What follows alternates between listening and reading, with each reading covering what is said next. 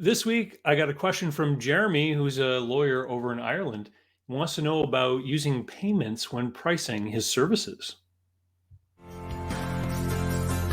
I'm David C. Barnett, and you're tuned in to Small Business and Deal Making, the podcast, YouTube channel, and blog where I talk about buying, selling, financing, and managing small and medium sized businesses while controlling risk. So, if you're looking to take control of your future through buying a business one day, or if you already own a business and you're looking to grow or exit, you've come to the right place. I talk about interesting things, I talk to interesting people, and I answer your questions every week right here. So, be sure to hit like and be sure to hit subscribe, and let's get to it. So, Jeremy had connected with me on LinkedIn and sent me a question through the Messenger application over there. I'll read it to you. So, he says, how does Dave think about the idea of time and money being paid now versus in 6 months? What's this worth? Should I think of it like, well, if I had this money now, I could invest it in something interesting, bearing some sort of yield, for example, rate of return? So would I take 3% less, for example, to be paid now rather than 100% in 6 months? Should there always be a price to the customer to paying you slowly? So this is a great question because oftentimes when someone's in business and you are, trying to hustle and get customers, you're going to run into somebody who's going to want to create some kind of deal with you to pay you not in the normal terms of business that you're used to. So I'll give you an example. One of my online courses, Business Buyer Advantage, it's for sale right now, February 2022. It's $449. So that's the price. And so people pay that with the credit card or PayPal or what have you, and then they get the course. That's the normal terms of service. So someone might, email me and say, Dave, I want to buy this, but can you break it into 4 payments or something like that, right? And so sometimes when we're in business, we're very eager to get new customers, for example. And so we will agree to these kinds of terms because we think, you know what, I want more sales. And if I can provide credit to the customer, then maybe I'm going to make more sales. And this is the enticement or the inducement. Or if you're in a competitive market, if there's two lumber yards, for example, both of them selling exactly the same goods for the same price, offering easier credit terms to customers might be a reason why they might choose you instead of another one. And so I see this when I go to the hardware store and they have a big advertisement up saying, open a contractor account to get 60 days or 90-day payment terms, for example. So money has a different value over the course of time. It's called time value of money, and there's a time value of money calculation. And if you're interested in learning more about this stuff, I would highly recommend that you pick up a copy of Invest Local, because a lot of the things that I talk about in Invest Local is actually tutorials on how time value of money works from the investor point of view. But Jeremy, I want to take you down a completely different path when we consider what you're asking, because from the point of view of someone who's providing a service like a lawyer, we need to think about the marketing of your business, and we need to think about what exactly it is that you sell.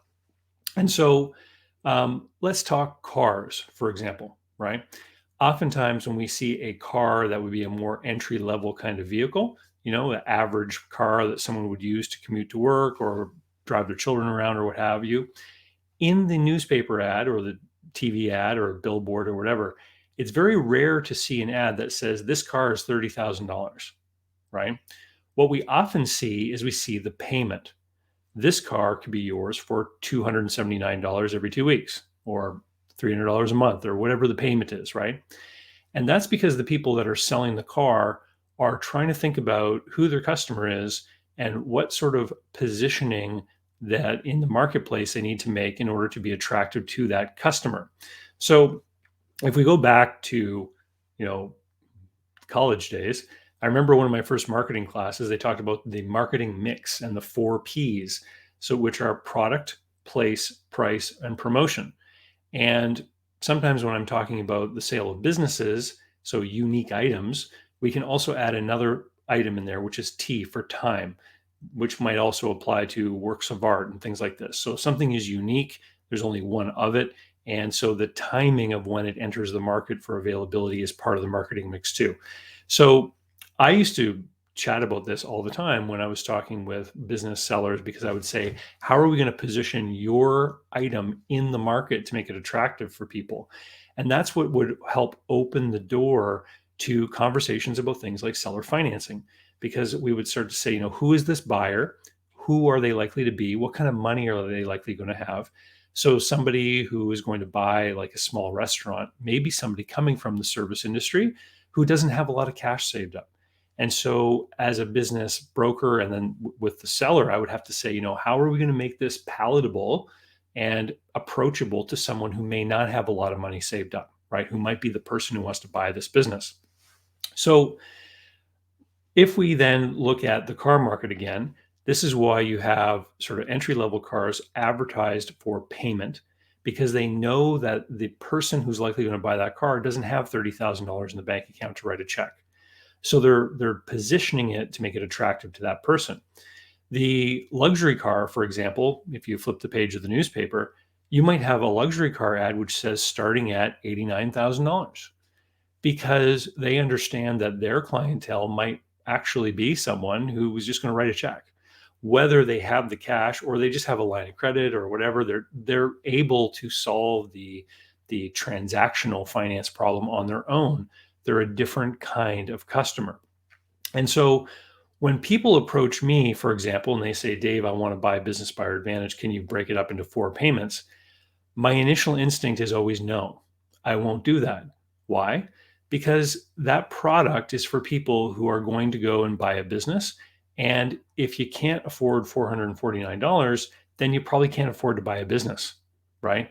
And I usually reply back to those people and say, hey, get your money situation fixed. And then when you're in a position and you've got, 15, 20 grand in the bank or in home equity or, in a cash value whole life insurance policy or something, when you actually have some equity built up, just come back and buy it, right? Don't be looking to sort of inch your way into everything and leveraging yourself to max every month you can with payments on everything. That's not a way to get ahead. Let's get back to Jeremy and his legal services. So the question then is what kind of law do you want to practice, and what services are you providing, and who ideally are you providing them to? So, for example, if you're doing corporate law for multi-million-dollar companies and your legal bill is typically 10 to 20,000 euros, I guess in the case of Ireland, in all likelihood, those companies have the money and expect to be able to just pay you and expect you to just bill them in the moment. This is what I did this month. Here's your bill, and they'll pay you, right? Whereas if you are helping first-time homeowners buy their first property, and these people have scratched and saved everything they could to get the down payment, that person might be attracted to a different kind of offer.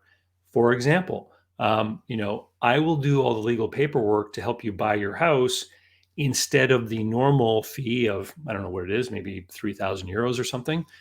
I will charge you 99 euros a month for 36 months, right? That positioning, that pricing, don't think of it like financing. We're thinking of it as, how are we presenting the price to the marketplace? That positioning of a small payment over many months is going to be attractive to that type of buyer, which is going to be a differentiating factor between you and other lawyers who might be offering the same service, right? For those of you who are email subscribers and you were able to get the links to the Holiday Chat 2021 special that I did over Christmas, Holiday Chat number 8 in the 2021 series is about a guy who's looking at buying a home improvement company, and the seller does home improvement work like building decks and then finances the homeowners and creates another stream of income in the interest that he's doing, so that he charges on those notes. So that's an example of somebody who's participating both in the immediately pricing here and now market. So he's competing with other contractors on building those decks and competing on price and everything else. But then he's created a second business, which is a financing business, which has a demand for capital. He invests the capital in the loans that he's making to the customers of his home improvement business, and then he's earning interest off those. If you're not an email subscriber, head over to davidcbarnettlist.com. And if you sign up, the very first email you get will have the links to all the 2021 holiday chats. If you're not signed up to my email list, these calls will be released over the course of the summer, one each week is typically what I do. So let me get back on track. See, I keep remembering I have to push the products, push the products. Anyway, so let's then get back to you, Jeremy. So the price is part of the marketing mix, and you want to consider who is the customer and what are they going to value, and the terms of payment are certainly going to be an aspect of that. So I've had conversations before with people about different kinds of businesses. When you start to brainstorm, get spitballing about things, you come up with many different kinds of ideas. So one of the ideas that I've talked about before, and I'm not going to do this, so I've shared this idea with other people, is I said, if I ever started a roofing company that, puts new shingles on people's homes, I would call it something like $99 roof or $249 roof or whatever. And the gimmick would be, or the positioning I would take, is that I will go and install a roof on your house and it's always $249. It just depends on the size of the roof for how many months you're going to pay that fee. Right. And so your roof might be, for 36 months, you're going to pay $249. And for that person who has a bigger house, maybe it's going to be for 60 months that they pay $249. And so the positioning obviously would be to be attractive to homeowners that don't have, cash or credit access available. And so that person is looking for a finance solution in addition to having the roof repaired. And so one of the reasons why I think that would be a cool idea in the home services space is because it's really easy to attach a mechanics lien to a property in most jurisdictions around the world, far simpler than actually registering, a lien or a mortgage against some kind of security. So that would be an example of figuring out who is the market, what is the product the market wants to buy, how can I adjust my marketing mix to be the most attractive to that market. So my 249 roofing company, in the promotion side of the marketing mix, I might decide to target certain neighborhoods and even to have a salesperson drive around looking at people's homes. Like, when a roof needs to be replaced, the shingles start to curl, so you could identify them, maybe even go and knock on those doors, right? So that's the way I would look at it. Think about what you're selling and to who, and what's important to them, and how you would differentiate yourself from other people who are selling the same kind of thing.